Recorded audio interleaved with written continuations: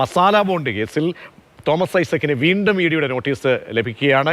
April 2-ന് ഹാജരാകാനാണ് നിർദ്ദേശം. KIIFB fund വിനിയോഗത്തിലെ തീരുമാനങ്ങളിൽ ഐസക്കിന് നിർണായക പങ്കാളിത്തമുണ്ടെന്ന് ചൂണ്ടിക്കാട്ടി ഇഡി കോടതിയിൽ റിപ്പോർട്ട് നൽകിയിരുന്നു. രാഗിൻ തന്നെ അതിൻ്റെയും വിവരങ്ങൾ നൽകും. രാഗിൻ, ഇഡി നോട്ടീസുകളോട് മുഖം തിരിക്കുന്ന ഒരു സാഹചര്യമുണ്ട്.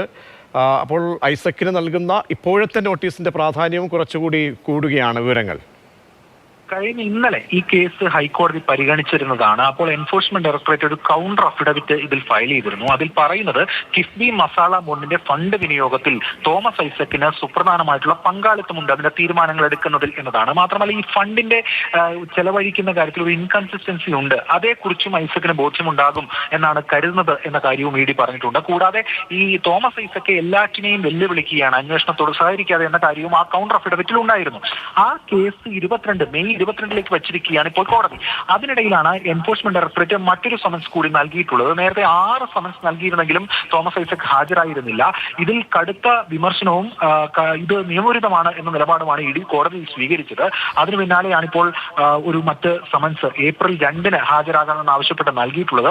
മനസ്സിലാക്കാൻ കഴിയുന്നതാണ്, ഒരു നിശ്ചിത സമൻസ് നൽകിയിട്ടും ഹാജരായില്ല എന്നുണ്ടെങ്കിൽ അത് നിയമവഴിയിൽ മുന്നോട്ട് പോക്കിൽ എൻഫോഴ്സ്മെന്റ് ഡയറക്ടറേറ്റിനെ ചൂണ്ടിക്കാണിക്കാൻ കഴിയുന്ന ഒരു പ്രധാനപ്പെട്ട കാര്യമാണ്. അതായത് ബന്ധപ്പെട്ട കക്ഷിക്ക് നോട്ടീസ് നൽകി 6 തവണ അല്ലെങ്കിൽ 7 തവണ നൽകി എന്നിട്ടും ഹാജരായില്ല എന്നൊരു വാദം കോടതിയിലടക്കം ഉന്നയിക്കാൻ കഴിയുന്ന ഒരു നിലയുണ്ട്. അതുകൂടി കൊണ്ട് പ്രധാനപ്പെട്ട കാര്യം നമുക്കറിയാം. കാരണം ഇ ഡി നോട്ടീസുകളോട് മുഖം തിരിക്കുന്ന സാഹചര്യം, അത് സമകാലിക സാഹചര്യങ്ങൾ, അത് മുന്നിലുള്ളത് അരവിന്ദ് കെജ്രിവാളുമായി ബന്ധപ്പെട്ട ആ കേസാണ്. അവിടെയൊക്കെ ഇ ഡി സ്വീകരിച്ചിട്ടുള്ള നടപടികൾ, കടുപ്പിക്കൽ, അതൊക്കെ മുന്നിൽ നിൽക്കുമ്പോഴാണ് ഈ നോട്ടീസ് വരുന്നത് എന്ന വളരെ പ്രധാനപ്പെട്ട ഒരു സാഹചര്യം കൂടി ഉണ്ട്. അപ്പോൾ എന്തൊക്കെയായിരിക്കാം ഇനി ഈ നോട്ടീസിനോട് ഉള്ള സമീപനം, അതിനുശേഷം തുടർ നടപടികൾ എങ്ങനെയൊക്കെ ഒരുപക്ഷെ പോകാം ഇ ഡി?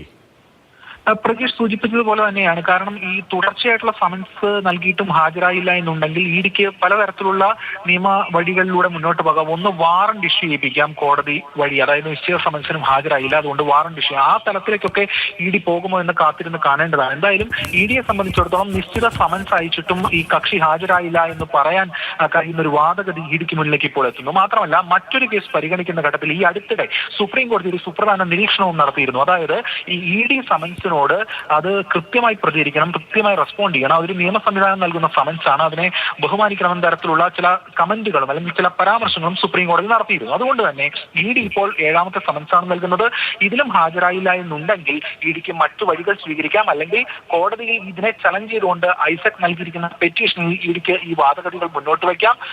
ചോദ്യം ചെയ്യാൻ പോലും ഹാജരാകുന്നില്ല എന്ന കാര്യം ഉയർത്താം. മാത്രമല്ല, ഐസക്കിനെ രാഗിനാണ് വിവരങ്ങൾ നൽകിയത്. ഇനി ഐസക്ക് എന്തായിരിക്കാം ഈ നോട്ടീസിനോട് പ്രതികരിക്കുക എന്നുള്ളതാണ് നമ്മൾ ഉറ്റുനോക്കുന്നത്. കാരണം ഇത്തരത്തിലുള്ള നോട്ടീസുകളോടൊക്കെ തന്നെ മുഖം തിരിച്ച ആളായിരുന്നു അരവിന്ദ് കെജ്രിവാൾ എന്നാണ് കോടതിയിൽ ഇ ഡി ഈ എടുക്കപ്പെട്ടുള്ള അറസ്റ്റുമായി ബന്ധപ്പെട്ടൊക്കെ ചൂണ്ടിക്കാട്ടിയിരിക്കുന്നത്.